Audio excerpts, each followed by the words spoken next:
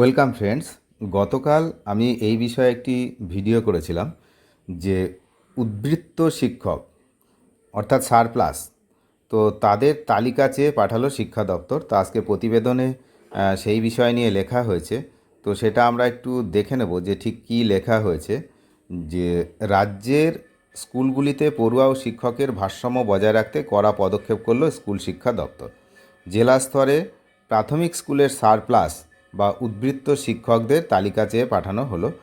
আচ্ছা, এই দপ্তর সূত্রে খবর, প্রাথমিকভাবে এই উদ্বৃত্ত শিক্ষকদের জেলারই শিক্ষক সংগঠন যেটা রয়েছে থাকা সেই জেলায় বদলি করা হবে, অর্থাৎ যে জেলায় উনি চাকরি করছেন সেখানেই বদলি করা হবে।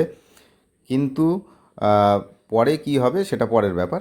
প্রাথমিকভাবে কিন্তু এটাই বলা হয়েছে যে ওই জেলার মধ্যেই হবে।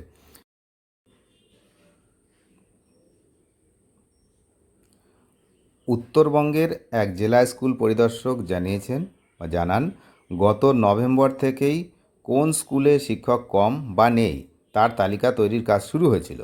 এবার চাওয়া হলো উদ্বৃত্ত শিক্ষকদের তালিকা। এই সিদ্ধান্তের বিরোধিতায় সোমবার থেকেই রাজ্য জুড়ে স্মারকলিপি দেওয়া শুরু হয়েছে। তো এই সিদ্ধান্তের কিন্তু বিরোধিতা করছেন অনেকে, তো তারা স্মারকলিপি জমা দিয়েছেন। নিখিলবঙ্গ শিক্ষক সমিতি তাদের বক্তব্য, শিক্ষানীতি অনুযায়ী 30:1 এই রেশিও, এই অনুপাত হলেও সব শ্রেণী মিলিয়ে 30 জন পড়ুয়ার জন্য মাত্র একজন শিক্ষক থাকলে পঠন পাঠন চালানো কার্যত অসম্ভব। তাহলে কি না, সরকারের উচিত শ্রেণীভিত্তিক শিক্ষক নিয়োগ করা এবং প্রতিটি স্কুলে ন্যূনতম 3 জন শিক্ষক রাখা। আর বদলির আগে শিক্ষকদের সুবিধাজনক স্কুল বাছাইয়ের সুযোগ দেওয়ারও দাবি করেছে। অন্যদিকে বঙ্গীয় শিক্ষক ও শিক্ষাকর্মী সমিতির দাবি, শুধু শিক্ষক বদলি করলেই হবে না, সরকারি স্কুলে পড়ুয়া কেন কমছে এবং তা কিভাবে বাড়ানো যায় সরকারকে সেই মূল পরিকল্পনাও করতে হবে। তো এই হলো বিষয়।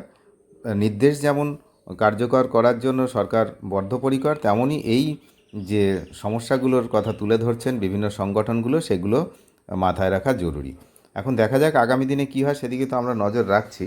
আপনারা নজর রাখুন। নিয়মিত আপডেটের জন্য চ্যানেলটিকে সাবস্ক্রাইব করে সঙ্গে থাকবেন। ধন্যবাদ।